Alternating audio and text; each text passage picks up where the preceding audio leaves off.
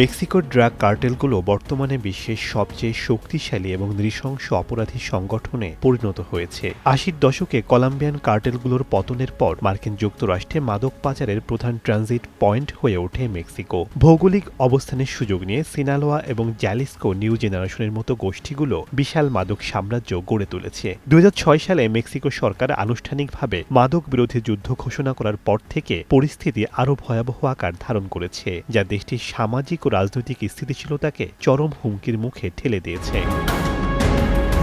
পরিসংখ্যানের দিকে তাকালে এই সংকটের ভয়াবহতা স্পষ্ট হয়। গত ২ দশকে মেক্সিকোর এই রক্তক্ষয়ী সংঘাতের বলি হয়েছে প্রায় ৪ লক্ষাধিক মানুষ এবং নিখোঁজ রয়েছেন ১,১০,০০০-এর বেশি নাগরিক। বর্তমানে এই কার্টেলগুলো কেবল কোকেন বা হিরোইন নয়, বরং ফেন্টানিলের মতো প্রাণঘাতী সিনথেটিক ড্রাগ তৈরিতে মনোযোগ দিচ্ছে। মাত্র ২ মিলিগ্রাম ফেন্টানিল একজন মানুষের মৃত্যুর জন্য যথেষ্ট। আর এই মাদকের প্রভাবে প্রতি বছর কেবল যুক্তরাষ্ট্রেই ১ লক্ষের বেশি মানুষ প্রাণ হারাচ্ছে, যার সিংহভাগ যোগান আসে মেক্সিকোর গোপন ল্যাবরেটরি থেকে।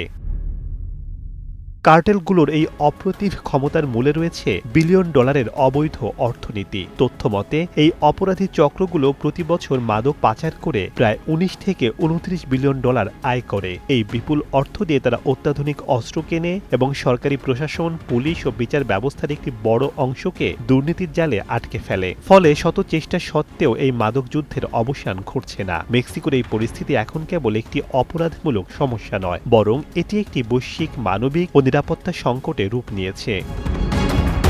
শেখ সাদি মারজান, সময় সংবাদ।